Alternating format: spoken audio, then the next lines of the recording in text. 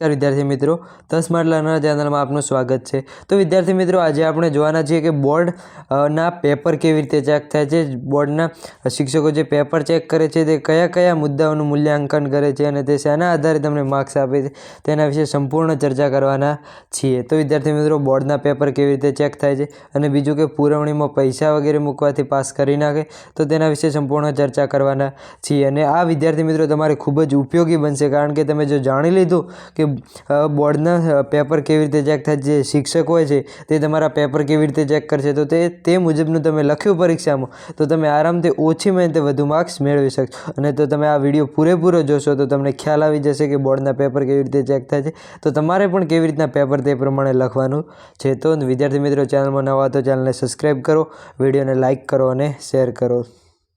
તો વિદ્યાર્થી મિત્રો તમારા પેપર તમે લખ્યા હોય એ સૌપ્રથમ તો પહેલાં તે સેન્ટર પર જાય છે, કોઈ સેન્ટર પર જાય છે અને ત્યાં શિક્ષકોને બોલાવવામાં આવે છે અને દરેક શિક્ષકને દિવસનો એક વિભાગ આપવામાં આવે છે। તો એમને દિવસના કેટલા 40 થી 50 જેટલા પેપર તપાસવાના હોય છે અને તેમને તેના પૈસા મળતા હોય છે। અને આ તમારા પેપર છે એ કોઈ એક શિક્ષક આખું પેપર નથી તપાસતો, પરંતુ તે એક વિભાગ તપાસે છે।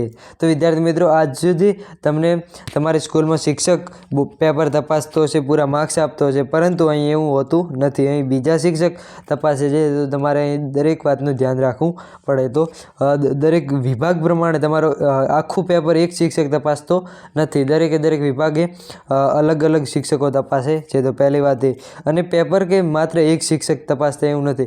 જો તમારે વધુ માર્ક્સ હોય અથવા સાવ ઓછા માર્ક્સ હોય, તમે ફેલ થતા હો, તો તેનું ઉપર કોર્ડિનેટર ઉપરના શિક્ષક હોય તે પણ તપાસતા હોય છે, તેને રીચેક કરે છે। અને જો તમે માર્ક્સ સારા, તમારા માર્ક્સ કપાય એવા કોઈ શિક્ષક પ્રયત્ન પહેલાં તો કરતા જ નથી અને તમારા માર્ક્સ સારા આવે તેવા પ્રયત્નો શિક્ષકો બધા જ કરે છે।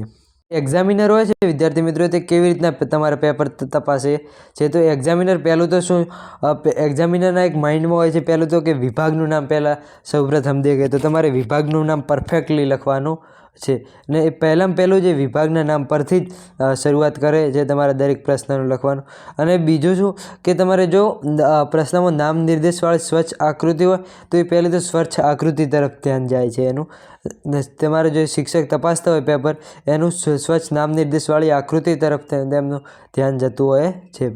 અને પછી શું ચેક થાય છે? તો પ્રથમ જવાબની 2-3 લીટી। તો વિદ્યાર્થી મિત્રો તમારો પ્રશ્ન સંપૂર્ણ વાંચવામાં આવતો નથી, ત્યાં તમને તમારો પેપર માત્ર વિભાગ કોઈ બી હોય તો 1 અથવા 2 મિનિટમાં તપાસતું હોય છે। તો તમે વિચાર કરી શકો છો કેટલું સ્પીડમાં તે તપાસતા હશે, અને તેમને સ્પીડ ન રાખે તો તેમના પેપર પૂરા બધા તપાસાય નહીં। તો શું પ્રથમ જવાબની માત્ર 2-3 લીટી અથવા કોઈ બી આકૃતિ હોય તેનો નિર્દેશ કરીને તેઓ તમને માર્ક્સ આપતા હોય છે। તો તમારે હંમેશા જે સારું આવડે તેને પહેલાં લખવાનું છે 2-3 લીટી, અને અથવા છેલ્લી પણ 2-3 લીટી તપાસતા હોય છે। પછી છે જવાબના મુખ્ય મુદ્દા। વિદ્યાર્થી મિત્રો પહેલાં તો એક્ઝામિનર છે ને પ્રશ્નને પૂરેપૂરો ઉત્તર વાંચવાનો પ્રયત્ન જ કરતા નથી। જવાબના જે મુખ્ય મુદ્દા હોય, કોઈ બી એના પ્રકાર પડતા હોય વગેરે, તો મુખ્ય મુદ્દાને જોઈ લે, એને તમારે હાઇલાઇટ કરવાના છે, એટલે એને સીધી નજરમાં પડે શિક્ષકને તો એ તમને પૂરા માર્ક્સ આપે।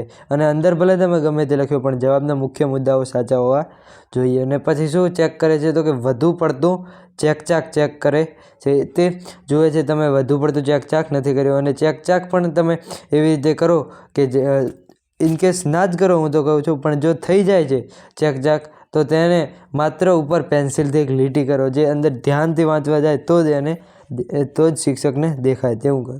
પછી છે પહેલી નજરમાં પકડાઈ જાય તેવી ભૂલો। તો પેપર ચેકરે શું કરે છે કે તમારા પેપરમાં હોય કેવી વિદ્યાર્થીએ ભૂલ કરી છે તેને પહેલી પકડે। તો પહેલી નજરમાં જે ભૂલો પકડાઈ જાય, તેને કંઈ ખોટું લખ્યું હોય, કંઈ મુદ્દો ખોટો હોય તો તેને ચેક કરે છે, અને તે પહેલી નજરમાં પકડાઈ જાય તેવી ભૂલો, અને એને મગજમાં એવું હોતું જ નથી કે મારે વિદ્યાર્થીના માર્ક્સ કાપવા છે, પણ બધા જ શિક્ષક એવું ઈચ્છે છે કે દરેક વિદ્યાર્થીને સારા માર્ક્સ આવે। બીજું, જો તમે વધુ પડતી હોશિયારી અથવા વધુ પડતું લખાણ લખ્યું હોય તો પણ એક્ઝામિનર માર્ક્સ કાપી શકે છે, વધુ પડતી હોશિયારી ન કરવી।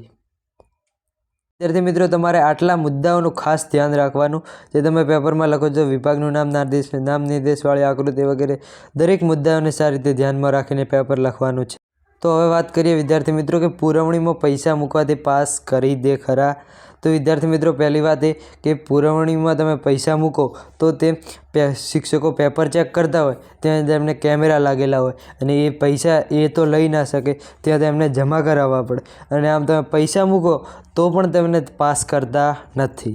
અને પૈસા મૂકવાથી તમે એવું ધ્યાનમાં રાખતા પણ નહીં કે અમને પાસ કરી નાખે. અથવા ઘણા વિદ્યાર્થીઓ શું કરે છે કે પેપરમાં પોતાની કુળદેવી માતાનું નામ વગેરે લખે છે, શિક્ષકને એવું પણ અમુક વાર કહે છે કે હું બીમાર છું, આમ છું, અને તેમને ઇમોશનલ કરવાના પ્રયત્ન કરે. પણ શિક્ષક કોઈ બી જો તમે લખ્યું હશે તો જ તમને પાસ કરશે, અથવા તેમને જો સારું લખ્યું હશે ને આવું કોઈ લખ્યું છે માતાજીનું નામ, કુળદેવીનું નામ, ઇમોશનલ કરવાના પ્રયત્ન કરો તો તમે ક્યારેય પાસ થશો નહીં. તો હવે એમ તમે મગજમાંથી કાઢી નાખજો કે પુરવણીમાં પૈસા મૂકવાથી અમે પાસ થઈ જઈશું.